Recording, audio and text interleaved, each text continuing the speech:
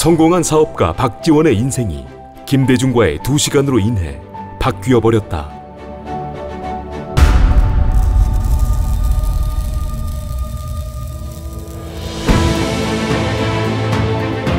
정치구단이라 불리는 박지원은 1942년 전남 진도에서 태어났고 목포 문태고등학교, 당국대를 거쳐 1970년 럭키 금성사에 입사하게 된다. 박지원은 미국에 있던 큰형의 권유로 미국으로 건너가게 되었고 1972년 동서양행 뉴욕 지사장으로 미국 생활을 시작했다. 이후 박지원은 큰형이 마련해준 종잣돈을 미천 삼아 가죽 사업에 뛰어들었지만 2번이나 실패했고 마지막이라는 심정으로 가발을 한국에서 수입해 팔게 되었는데 이 가발 사업이 큰 성공을 거두게 된다. 사업 운영 당시 박지원은 3,000개 거래 업체의 현황을 다 머리에 외우고 다녔을 정도로 사업에 대한 집념이 대단했고 시간이 아깝다는 이유로 골프를 비롯한 여가 생활도 하지 않았었다. 박지원의 나이 30대 중반, 그는 재외동포 최초로 수출 유공자 상도 받았고 맨하탄에 빌딩도 몇 개 소유했으며 집 안에는 16개나 되는 화장실이 있을 정도로 사업에서 큰 성공을 거두었다. 그리고 1978년 자신의 인생의 첫 선거였던 뉴욕의 한인회장 선거에 도전하게 된다. 그가 출마한 한인회장 자리는 단순한 감투는 아니었다. 한인들에게 봉사하겠다는 뜻도 있어야 했고 직원의 월급과 집행되는 예산에도 일정 부분 책임을 져야 하는 자리였기에 꽤나 많은 돈이 들어가야 하는 재력이 뒷받침되지 않으면 힘든 자리였다. 하지만 성공한 사업가 박지원은 도전해볼 만한 자리였다. 박지원은 한인회장 선거에 도전했지만 근소한 차이로 패배하게 되었고 2년 뒤인 1980년 한인회장 선거에 다시 한번 도전하게 되었으며 결과 박지원은 제16대 한인회장에 선출되었다. 그리고 이듬해 39살의 나이로 미주지역 한인 총연합회장이 되었다. 미국에서 크게 성공한 사업가이자 한인회장이었던 박지원에게 꿈이 생겼는데 한국의 정계 진출이었다. 그리고 가까운 지인들에게는 국회의원이 되어 원내대표 한번 해보는 것이 꿈이라고 말하고는 했다. 한국 정계 진출에 대한 꿈 때문이었을까?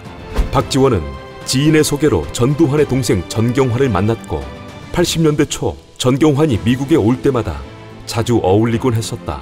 그리고 전두환 덕분에 권세를 누리는 전경환과 자주 어울린다는 이유로 달걀 세례를 받기도 한 적이 있었다.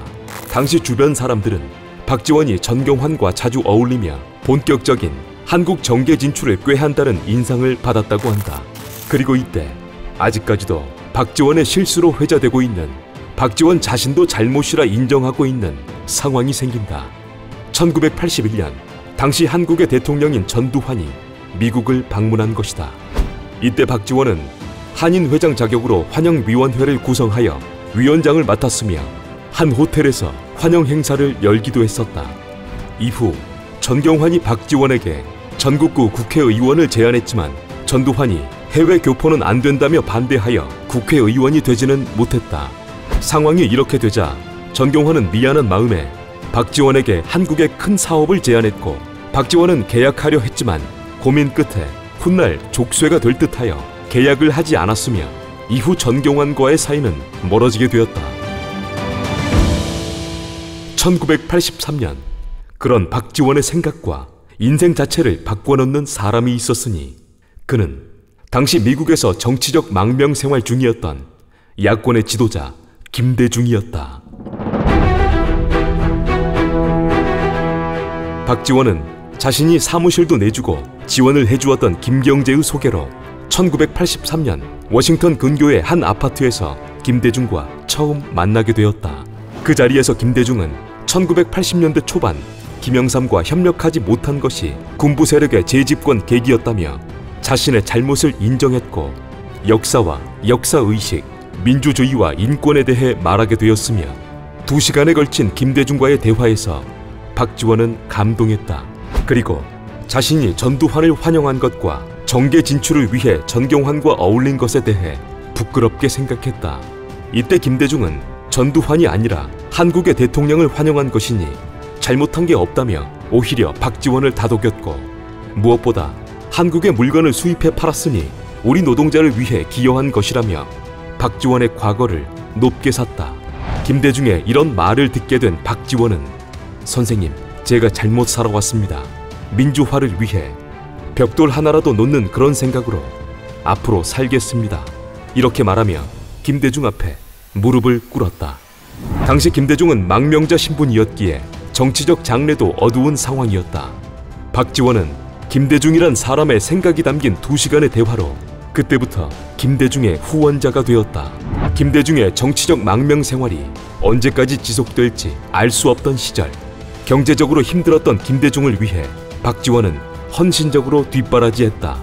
또한 두 사람이 만난 지 1년 뒤인 1984년, 김대중은 미국 워싱턴에서 인권문제연구소를 설립했는데 박지원은 이때에도 많은 지원을 아끼지 않았으며 이후 김대중의 인권문제연구소 이사장도 맡게 되었다. 그리고 한국에서 민주화의 요구가 강해지던 1987년 6.29 선언 이후 김대중이 사면 복권되자 박지원은 미국 영주권과 사업을 정리한 후 한국으로 돌아왔고 김대중의 정치적 성공을 위해 온몸을 던졌다. 그해 10월 박지원은 김대중의 평화민주당에 입당했으며 1992년 제14대 전국구 의원이 되어 김대중의 남자로 정계에 입문하게 되었다.